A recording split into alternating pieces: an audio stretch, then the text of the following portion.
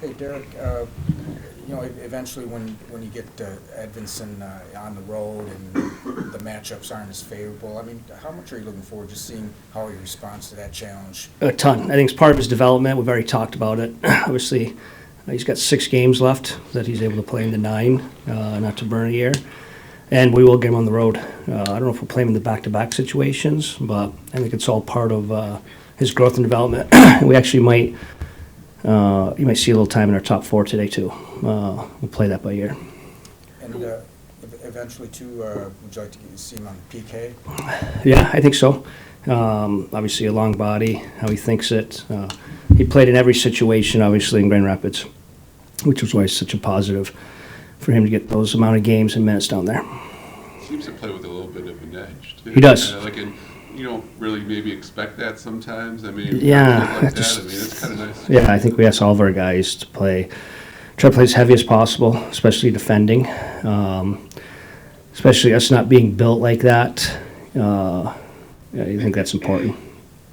Who you been starting with today? He's going to be with Sherratt there. We're going to play with Benny on his offense, so Benny will be back in. Then we'll keep the Mata and Haig pair together. On the PK, what do you like about Pius Suter and what he's been able to do, and just like kind of what he brings to the table as a Great question. Hockey IQ.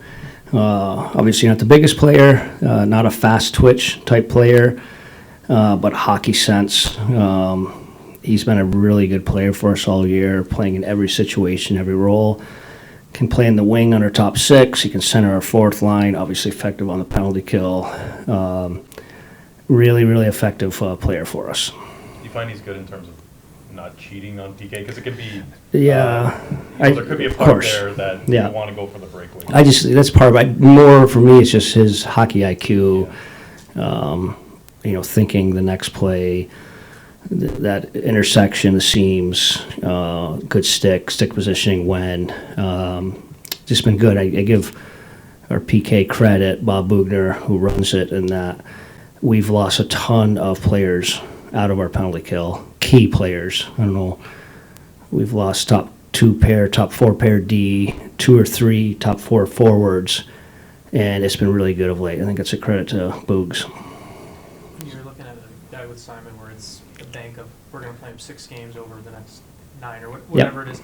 Are there certain ones where you and Steve look at it where you're like, I'd like to see him against this type? Is there a way you sort of map it out? A little bit, yes, for sure, of course. And obviously we've mapped it out to this date, knowing we haven't played him on the road, but we want to part of our process. But obviously the way the schedule plays out, we'll get a road game here soon. Are you looking forward to seeing how he looks against a team like Carolina that of course. Put a ton of pressure on those any defensive competition, high end. Tonight, the number 1 forechecking team, any hunt the puck analytics category there is out there, Carolina's at the top of it. So I think it's going to be a very good challenge. Why is Carolina? Is it something where other teams don't try it, or is it something No, where they're personnel. Yeah. That's a really good team. But 2, it's predictable. It's the most predictable, simple team that I've seen, and that's what they are. That's who they are. It's good. Like even my time in Tampa, we didn't go from good to championship great until we got a little more simple and predictable. And that's just who they are, and that's who they're going to be in round 1, round 2, round 3. It's their recipe. That's why they're good. That's why they've been towards the top of the league for a while here. Kind of alluded to it there. Do you think they're ready to take the next step? They could be. Even facing them 2 years ago in the playoffs, I was surprised we got through them so easy. It's just predictable. Hunt is good, but when you start getting to those top 8, top 4, top 2 teams, and you're not simply better than the other team, it's now because I find when you get down to that final 8, final 4, final 2, it's the most predictable hockey out there. It's not the sexiest, it's not great, but to me that's what winning looks like. I think that's where we're trying to get. It really, in my coaching development, my junior teams, my team, we preached offense, part of development, and then I we got bounced in that first round against Columbus, and then if you watched Boston and St. Louis that year, it was the most predictable, simple hockey. But that's winning in today's NHL, which I feel. So until I'm proven different, and I'm getting this alluding to why Carolina is who they are and why they're so good.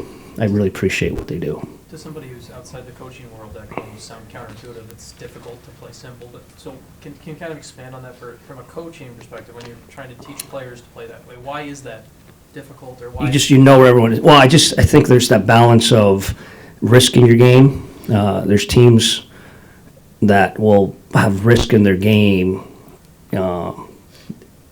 to try to create offense, and that's great.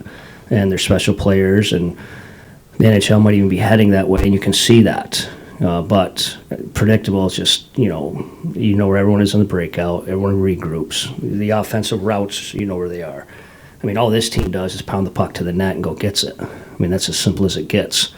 You won't see a high turnover in the O zone from this team.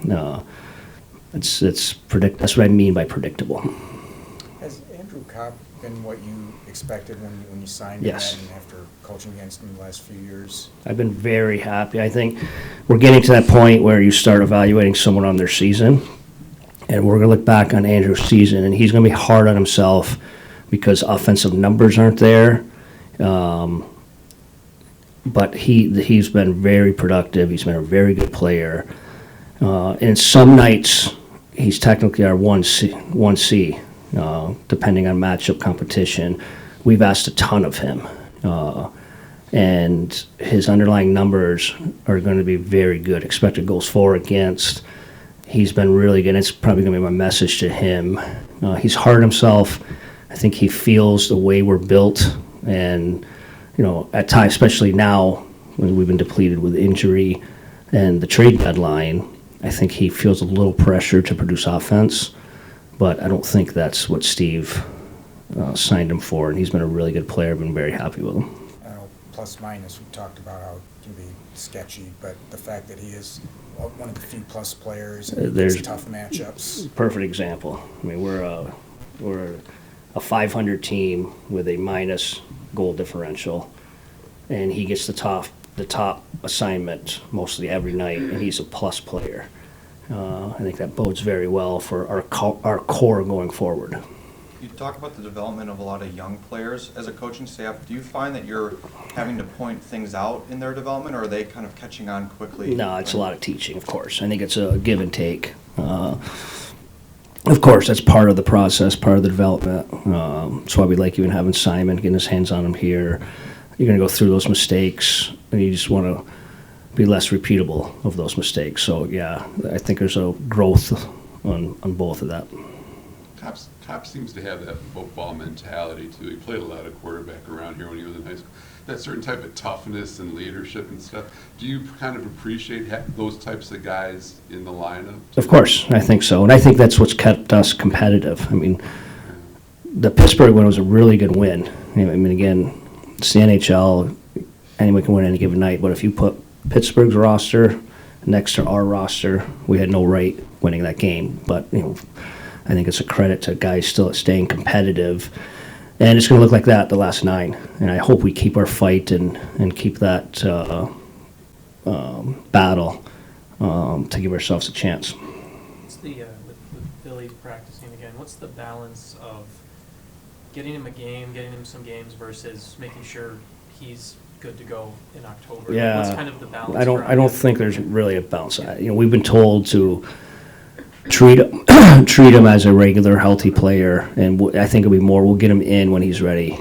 He just hasn't also been on the ice for a week plus, and obviously, I don't know how close anyone watched practice yesterday. He wasn't sharp, so he will not get the net in one of these next 2 games, and then I think it'll be a day-to-day evaluation from there. As when a goalie is coming back, what are the things that you look for to say he's ready? Because there's certain things that you can't bring into, like, go fighting on the street, things that you can't get to. Like, timing, sharpness, tracking, his ability to find a puck, see it through traffic, probably some things like that where, he looked a little rusty yesterday. How proud are you of this team for staying competitive against some top teams? Very proud. This team hasn't quit all year long. And it's going to be very interesting. We still have 9 games left. I don't know where it's going to end, but it'll be very interesting evaluating this group on this year. I would like to evaluate us on whatever game it was before the deadline where we were above the playoff line with games in hand, and then obviously got completely depleted through trades and injury to where it ends up. So it's going to be an interesting balance. But I've said this group, no matter what our lineup was or has been throughout, they've competed very hard. I think that bodes well for us going forward.